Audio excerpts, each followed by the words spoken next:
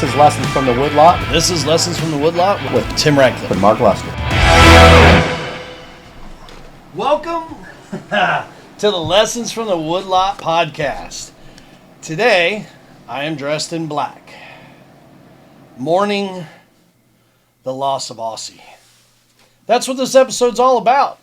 Lessons from the Woodlot. Nobody's perfect. And to ease the pain ever so slightly, I brought my good friend Mark Luster an ice cold bottle of Crown Royal Blackberry. Mark, I'm thinking you're going to need that for this episode, brother. I'll tell you. You got a glass? I'll tell you what. Might need a pour. I think we just... Now listen, to the viewers at home, still everything's the same. Lessons from the Woodlot. We're here to walk you through the good, bad, and the ugly. Mark, keep pouring, buddy. I think you need a little stiffer pour than that. So, I need to mix it, though. I mean, I just don't want to drink it straight. It hasn't been that kind of a day yet. Not you know yet. what I mean? Well, so I should mix it. Oh, man. That's a big mix. A little strong it's that pour. kind of day. It was that kind of day. I think. Okay, I'm ready. You ready? Keep drinking. I'll keep talking. In all seriousness. Man, that's good. That's good. Before, we're going to be talking about, today's episode, and I don't want to steal any thunder from Mark, but, I asked Mark officially if I could do my foghorn for this episode. Because I know the minute we put this footage up, we're going to have the armchair quarterbacks, and it's okay. I mean, listen, if you can't laugh at yourself, who can you laugh at? And you said that, and so it's not funny. It's, we've all been there and we've done it. So before anybody on the internet comes back with their, I have never missed a deer in my life. I would have never shot that deer where he shot. Listen, before that starts, if you watch the video 6,000 times like we have, you can clearly watch the deer drop. And if you're a bow hunter and you hunt with a stick and a string, it happens. I don't care who you are. I don't care how famous. I don't care how unfamous you are. Unless you've only killed one deer and shot one time, this is going to happen. So part of this, when Mark and I set out on this, we just wanted to cut the bullshit. Yes. Right? Yep. So we want to be truthful. We want to show you, this deer it is a very special deer. It would have been Mark's first drop time. Now, to give you some backstory on drop times, this is a sore subject in the Luster household because Mark's son, Hunter, who is 23, he's 23, has successfully navigated the market for shooting a big buck with a drop tine. And the one that he shot may or may not have been shot directly through the shoulder by one Mark Luster and lived to tell the story. And then his son shot it. So when I'm at the house for dinner, it is a pretty common thing that happens where young Hunter Luster likes to rib Dad. If Mark forgets a steak knife at dinner, he's like, that eludes you just like a drop time. So it's a running joke in the house. So you guys may know we procured this farm last minute, 40 acres in Kansas. First picture. Double drop time. And like a 180 double drop. It is a heartbreaker of a deer to see. And you guys are going to be watching some great footage of it in this episode. So without further ado, Mark, I'm going to turn it over to you now to walk us through the Aussie story. Yeah. Well, I better take another shot before we get into that. Yeah. Okay. Well, that's good. All right. That's good. I needed that today to talk about this. Yes. Okay. As Tim had talked about just a little bit there, my son was the benefactor of a 203-inch double drop, triple main beam deer that I may have blew a broadhead right through both shoulders. And he lived to talk about it. And I shot him on October 28th, same day, different year as the Zeus buck, October 28th. As you might, come to a conclusion that maybe October 28th is a pretty good day. A pretty good day, for at least in the Luster household. It is also kind of a horrible day, because I lost a double drop 200-inch deer. Now here's the thing. I would 100 out of 100 times gift it to my son anyway. So correct. So it ended up, God had a better plan, and it ended up the way it was supposed to. But that does not stop him from grinding it in my gears. Yes. So when this double drop shows up, I mean, as you can expect, I'm geeked out, And I'm not saying he's the biggest deer in the world, but he's a really nice deer. And he happens to have double drops. So we get the farm, and the closing date was August 15th the or 15th something? or 14th the or 20th, 15th. something in there, yeah. But the landowner, we had signed a purchase agreement, whatever, ahead of time. So, and the landowner was gracious enough to let us do things. Yeah. Knew that it was going to close. We was all good there. And our good buddy Cody Cutler. And Cody Cutler lined us up with that, and from southeast Kansas. Brought us the farm. Brought us the farm and was honestly invaluable in this because, in Kansas, you can put out bait, which is something we did. But I also don't like just baiting anything in a baiting state.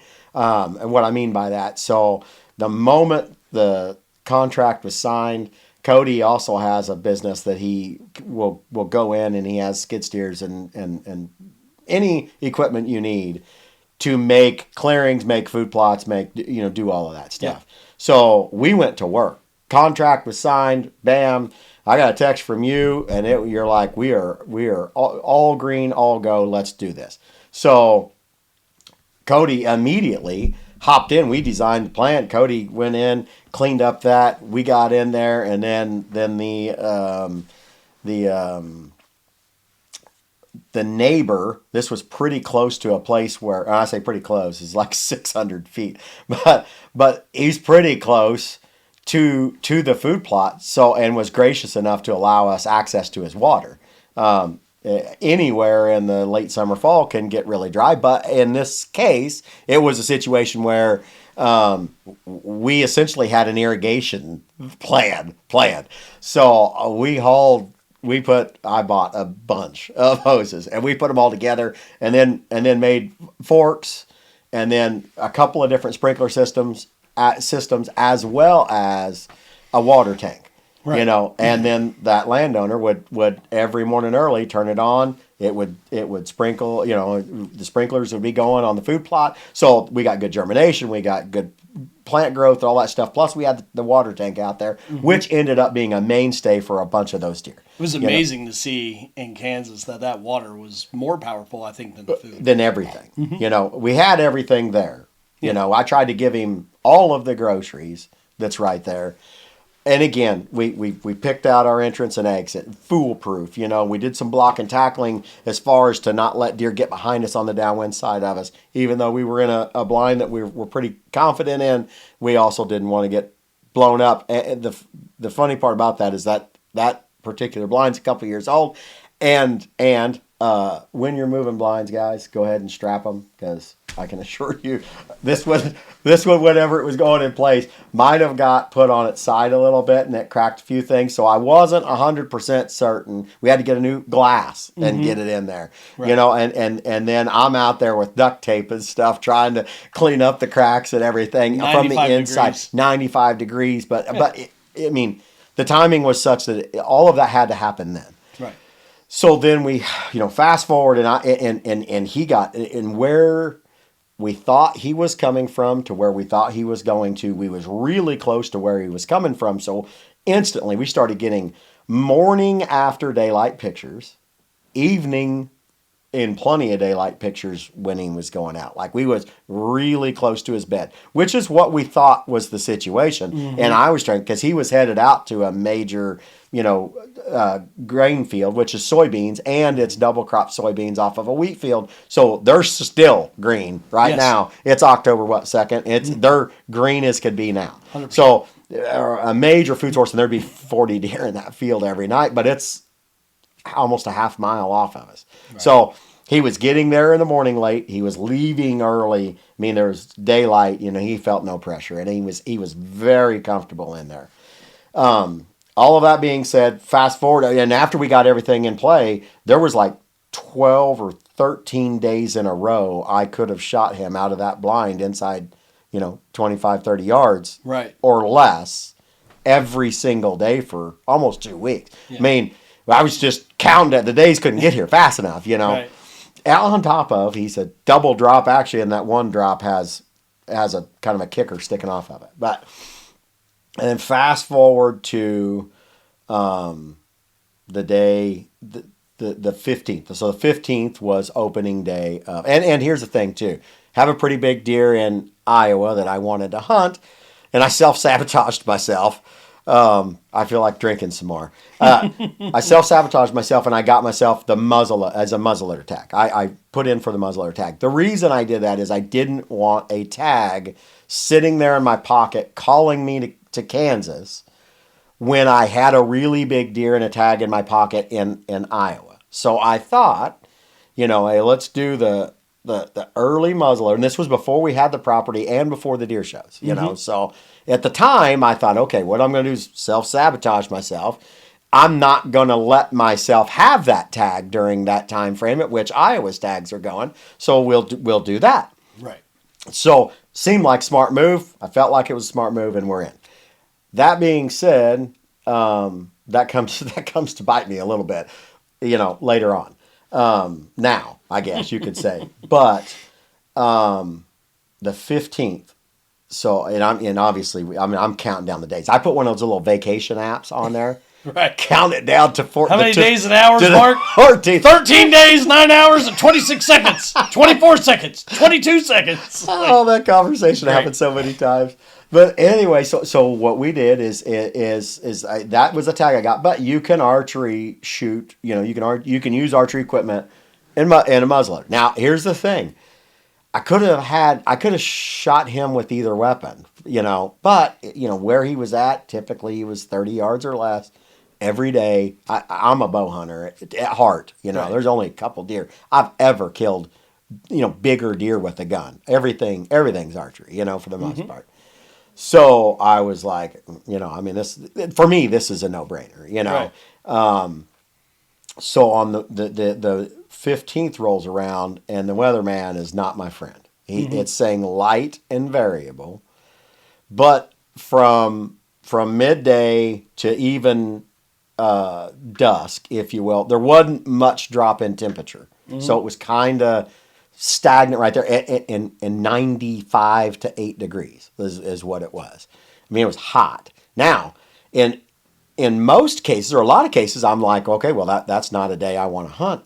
I have the freshest, best water right there, and he knows it. And it's what he's coming to nonstop. Now, don't get me wrong, there was corn out there, and there's turnips and radishes, and, all of those things. Right. But the water was where it was at. He could get all of those things. He could get soybeans. There, that big farm field. He was betting on us, or just off of us, heading to a huge, probably 50 acres of the greenest soybeans you've seen. Yeah. Across the street, there was Milo, and there was corn. So anything he wanted to eat, he could eat.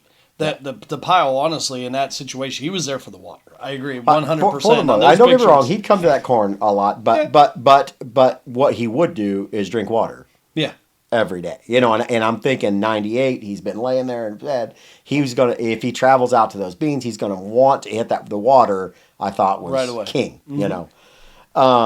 So that temperature didn't. It actually excited me because I'm like, he's laying there, he's wanting that water bad, and so we get in, but the wind's light and variable, and there wasn't much temperature drop. here's the deal. The reason I bring that up is the way that I had set that up for the evening with any kind of light and variable and or any kind of southerly wind. There's a big ditch that laid out to the northeast of the blind, and there's a big hill to the west and to the south. So as thermals take over and it starts falling, essentially it was just coming together and then shoving that air basically from the plot off to my back left corner. Well, he was coming from the east.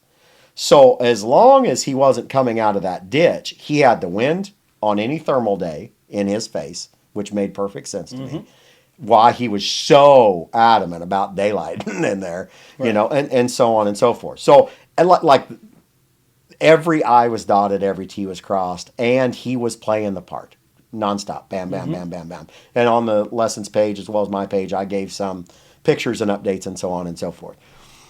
So the 15th, so this is opening day, and I'm geeked up. I'm ready to go. I got my buddy Daniel with me, and he's the cameraman for me on this. And came all the way from Kentucky. Thank you, Daniel. He drove 9 hours to my house to drive 6 hours plus to Kansas to go do this, And so we're in the blind, and it is, when I say it's hot, I mean it 98 and sunny and I'm in a box and now mind you, light and variable, but it was supposed to be southwest that day, but there wasn't much drop, but light and variable. And my point with that is the first doe that hit the field, she blew us up, and I'm like, no. And so immediately we closed the windows, and I was like, well, possibly she'll calm down, because there was some houses halfway relatively close, and I didn't know how much human scent they would be willing to take and how much they wouldn't. Usually that's always very little, but there was some houses fairly close, so I was like, okay, well, it's, maybe. So if I close this, maybe she'll calm down and whatever. Well, she didn't. She was there for another 10 minutes just stomping and blowing at that blind. And I'm like, I looked at Daniel, I'm like, listen, we're leaving. And he was like, are you serious? It's open day, and I'm like, I know, but if we can't beat her, we're not going to beat the 15 or 20 deer coming into here, especially this mature buck, who happens to be a double drop time I really want, So anyway, I tell him, listen, we got to bail. So we left everything that I felt comfortable leaving in the blind. I didn't want to take out a bunch of stuff. I didn't want to waste a bunch of time. I just wanted out. And we got out, and then the moment you get back and you get to the truck and you get changed and you get back in your vehicle and all of that stuff, instant regret, was that the right move? In my heart of hearts, I'm like, I know that's the right move, but I don't know that I didn't already create damage or whatever with that one doe. Well, that answer got answered about 20 minutes after I'm in the truck. He is standing at the water hole or the water tank 15 yards from my stand, literally 30 to 40 minutes after we left. Yeah. And initially, somebody, the internet guys, very first thing that they're going to do is throw you on the bus. See, you should have stayed there. You'd have killed that deer. No, I wouldn't have. What I'd have done is I'd have educated that deer then. There. So the first lesson of today, I guess you could say, is that, and in my opinion, it's one of the hardest things to do in hunting, is to, you got all of your time, all of your effort, and all of your, strategy laid into this, and you're like, bam, this is the spot I need to be in, and I'm in. Yep. And then once you're in, something isn't the way that you thought it was going to be, and you're there left at, I know I should leave, but gosh darn it, I'm already here. And if I leave, I actually don't have time to get to another stand where I feel safe or whatever. So do you abort the stand blind, whatever, your hunt altogether, and just go home and go watch some college football or whatever, right. And that's what we did. We literally bailed out, and he was there. And I kept telling Daniel, listen, this is the right move. Yeah. This is the right move. I know it's the right move. Yep. Fast forward today, September 16th, light and variable again. But here was the difference. It was going from mid-90s down to mid-70s by dark. So there's a 20-degree drop in temperature from like 4 p.m. to, say, 7:30 or whatever, you know. Pretty substantial drop. The humidity seemingly, and not that there was a lot of humidity before, but the humidity was dropped out of it. And I'm like, okay, thermals for sure thermals are definitely going to take over here. So I went in, but we went in with windows closed. I'm like, we washed our clothes again. We did everything we possibly could do to be as scent free as possible. And then we kept the windows closed. And I was positive the thermal effect would be in play that day. We had probably 15 deer before he walked out. Hit that plot, and not one of them even so much as acted like there. And we had one walk within 3 yards of the blind. I mean, so there was no activity as far as nervous whatsoever in any way.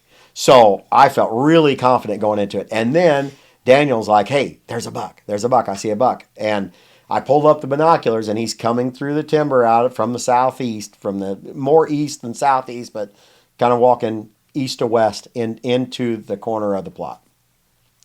And it's the deer that was with Aussie nearly every day. And I told Daniel, I'm like, listen, that's the deer that's with Aussie every day. Be ready. No more than I said it through when I'm still looking in the binoculars, and behind him I see. He shook his head back and forth like that. He was just waking like up, he was right? just getting up. And he could have been bedded right there even. I don't know. But he was no more than 40 yards from us at that point, right then. And in no time, he was on the plot. Now, they didn't go to the water. They went to the corn. And the 1/8 point that was with him all of the time, he's already broke from his G3 forward. Very noticeable deer. You're not going to miss him. So I knew that's the deer that was with him all the time. Anyway, so then they come out, and the 8 point is here, and the Aussie is here, and our position is over here. So that 8 point was in the way. Now Aussie was half his body was ahead of him, and I could have tried to shoot in front of him, but I wasn't going to do it. I unlatched both of the latches, and I got my thumb holding it closed, holding that seal closed, just to make certain, because I know light and variable is the win prediction, and I don't know exactly what's working exactly, maybe little parts of all of it, but I wasn't willing to risk it at this point. I have the deer I'm after, my target, standing in front of me, and he's exactly 30 yards.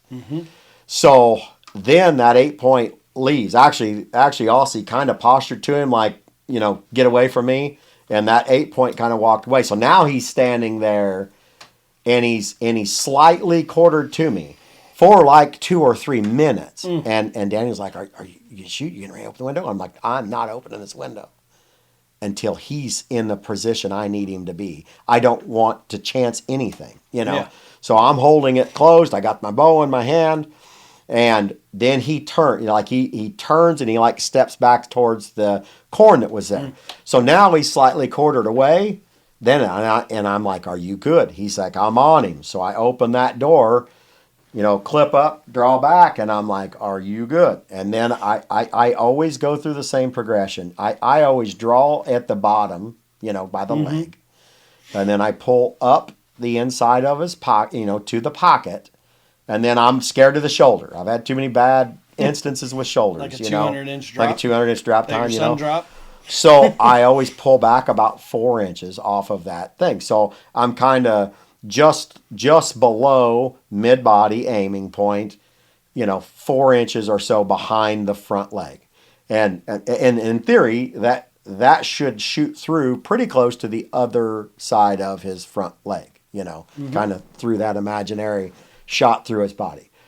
So I asked him if he's good. So, I mean, like everything we had done was all like I wouldn't change.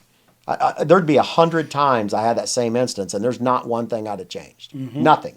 That's the part that actually kind of grinds me a little bit. That's bothering more than anything is because that situation, most of the time when something fails and I've done something, the deer gets away, I wounded one or I lost one. And ironically speaking, the last deer I shot lost is a double drop tine 203 that my son shot. This is the last deer I lost, know, and then here we are again. So anyway, I aim in. And your son, just so we're full disclosure, Hunter does currently possess an archery tag for the state of Kansas. He does. And you don't. Correct. Just so we're clear. Correct. And that's getting ready to come into play in a second, I think. Yeah.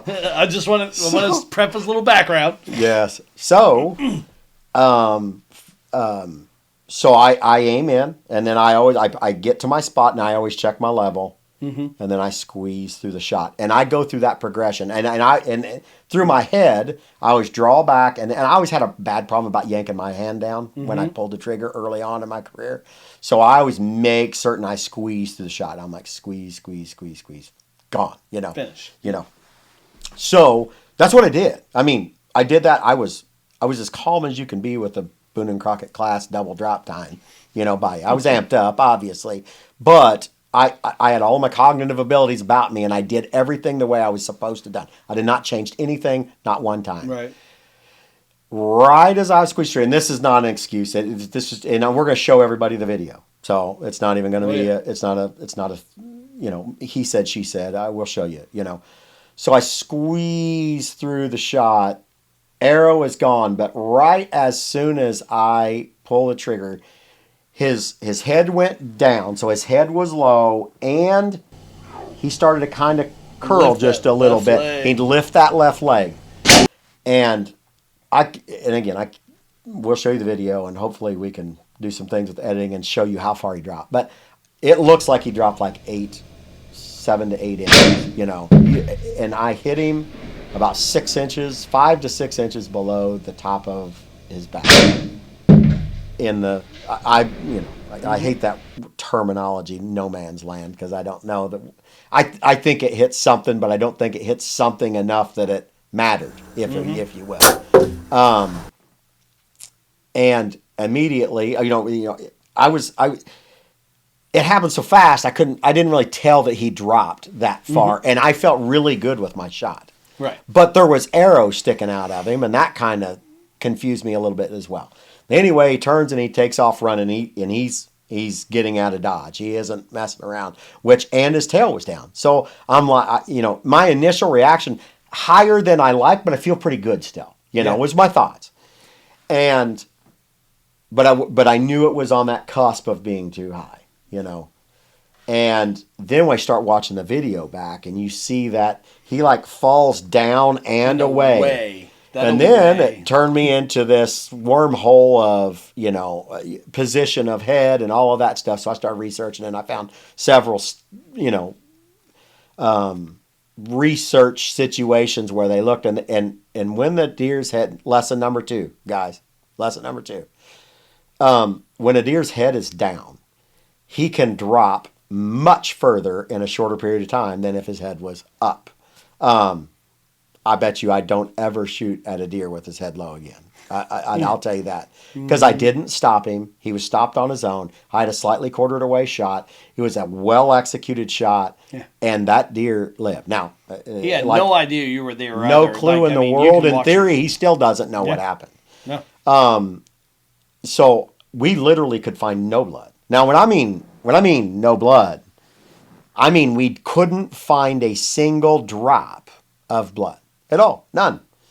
And so I go back to the video, and I'm like, I know I'm not losing my mind, and I'm watching it, and I'm like, we're missing it. I'm like, we're just off the path at which he went. But when you see him leave, heck, the arrow hits 2 trees on the way out, just still sticking out his side.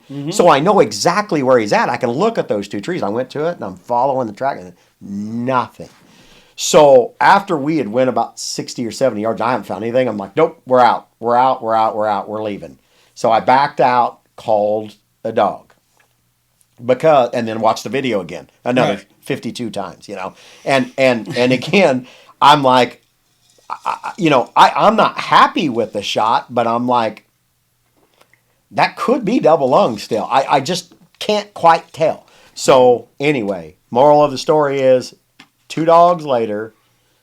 So we looked that night, couldn't find any blood left. Came back late that night with 2 different dogs. Did not find nothing. Backed out again.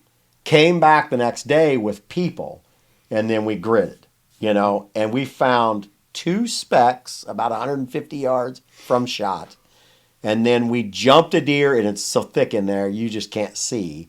We jumped a deer. We could see the body. We could hear it, all that stuff. And then when we got to the bed, we found a little smeared blood in it. That was the next day, almost 24 hours post-shot. Nothing from then. And we after that, we never found anything else. We never found nothing, whatever. We leave. And we put out more cameras, and we're like, the moment he shows back up, I'm back, or whatever we got to do. Because at this point, so little of blood existed. I know high, usually they don't bleed well, but they usually bleed something, and it just didn't do it. So I'm like, I don't think it hit anything of consequence somehow, some way. So then we got nothing. And Cody's like, listen, I've got people. I'm local.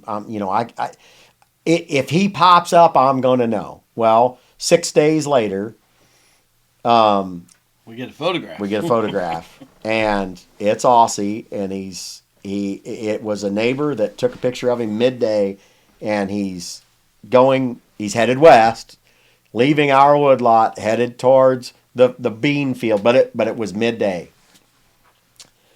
And moral of the story is the arrow was still sticking out of his side, still there. Now, that bothers me more. I'm happy, and I will say this: he didn't look emaciated. He doesn't look bad. He looks healthy, as healthy as you could possibly be with an arrow sticking out of your side. Correct.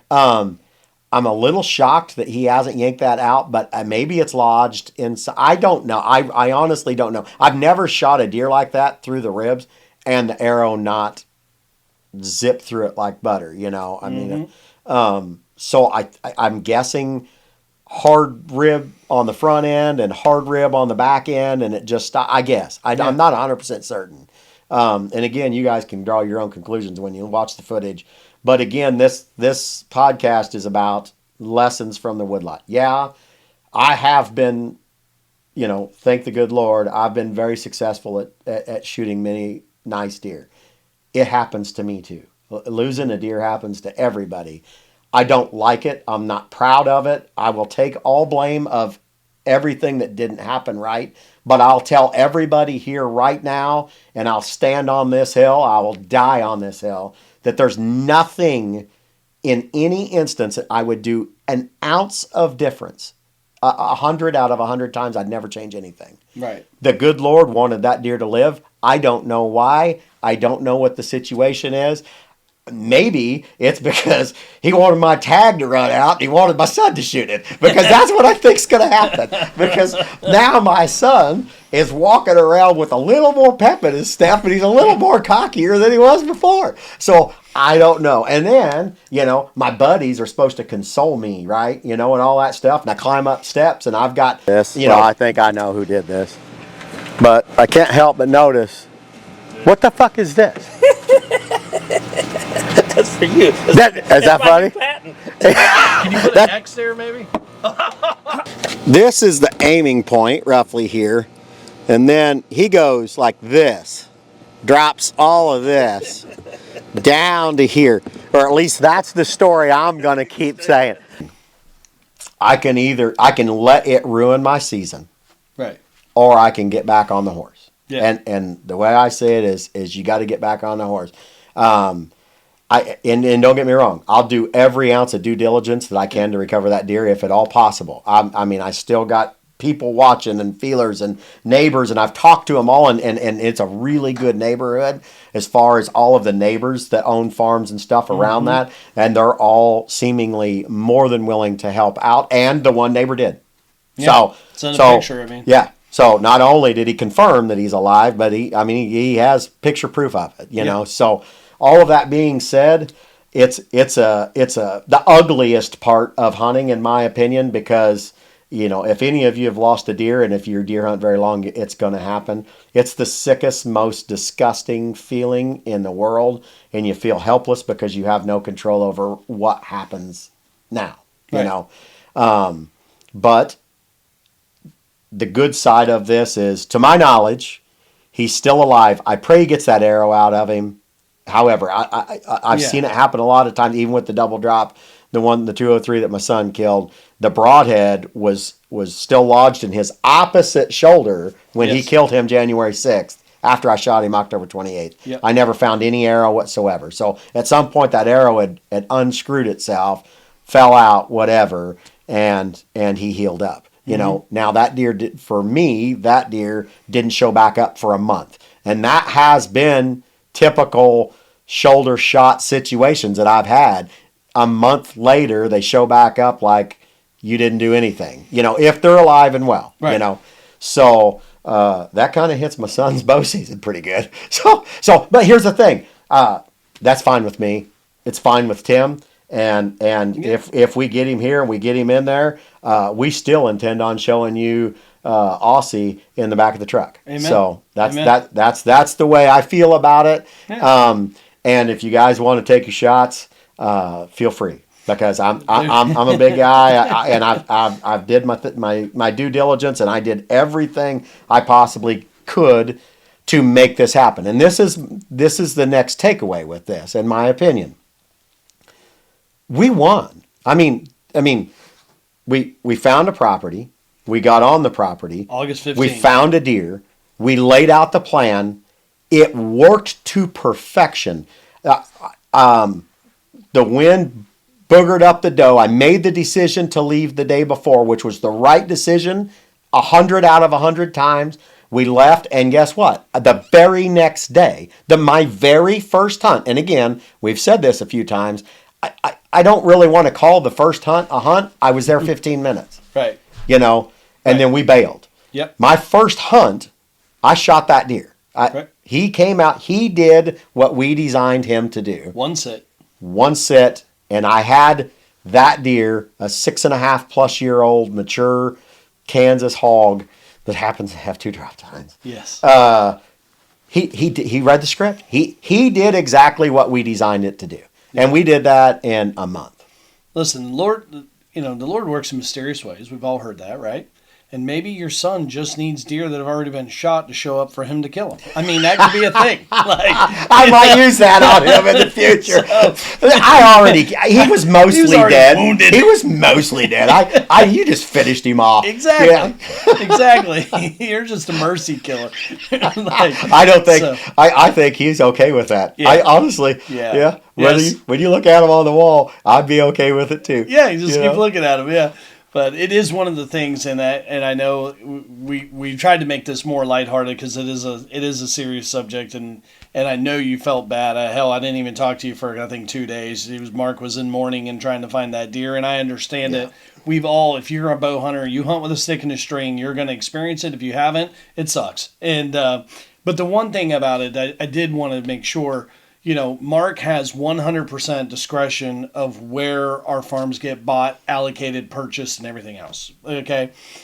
We use a lot of really smart people and professionals around us, such as Cody Cutler down in Fort Scott, Kansas. And I come to love the area. It looks beautiful. It's a place, and he came to us with his farm. Mark looked at it and was like, we need this farm now. Like, we need to go. And we went. And the only thing I want to say about that is, we're going to have a discussion later about all farms aren't created equal. But when Mark saw that farm, he knew immediately what he would do, what he needed to do, and how him and Cody were going to tackle this thing. And Cody was right there with you with ideas and was just instrumental. I mean, the day we got permission. The day we signed. The day the ink was on for the purchase contract. Right. Not done, not closed, but purchase contract, the landowner or the previous owner was more than gracious enough to allow us to do anything we wanted to do. Yep. And Cody was in there. Day one. Yep. Yeah. And so at the end of the day, that's really kind of the key point. That's his big takeaway of this is that, when Mark finds one, I mean, that deer was still 31 days from start to finish, and we got her done. And the deer was in the right place. Yes, we know the deer moved its leg. Yes, things happen. But, I mean, that's a pretty cool story to be able to find a farm, manipulate the farm, to get a food plot, water in there, and to hunt a deer in under, 31 days. That's all it took. So, a testament to the way that you see the woodlots and the world that we see. And on a day where there's some bad stuff, it was still a well executed plan. Deer are wild and they're free range animals, and that's what they do. They do whatever they want to do. The last point to this whole situation is that we can only do what we can do, and we're only in control of the things that we're in control of. We did everything that we could do to, for our side of things. Sure. He did what he did. Why he's still alive, only the Lord knows. But I'm okay with it. I put it in his hands, and we'll go from there. But the main thing I wanted to say here is this. All of your shows won't show you this. It's a 30-minute highlight reel. It's a 30, whatever. This is lessons from the woodlot. This is real. When I get beat, I'm going to show it to you. When Tim gets beat, we're going to show it to you. When we're successful, we're also going to show it to you. And when Jake gets beat, we're going to show it to you too. Anyway, thank you for listening today, guys. I know it's been a little bit long-winded about this particular deer, but we wanted to bring you the footage. We wanted to bring you commentary if you know about it. And but I just had to drink a little Crown to knock the edge off to talk about it. So this chapter isn't closed. Let's put it like that. We're going to leave this one open, but we wanted to bring it to you. So, it's an update. It's an update. Yeah. So thanks again for watching, guys and gals. Again, smash that like and subscribe button. Get yourself in to win a farm, and we'll see you next week.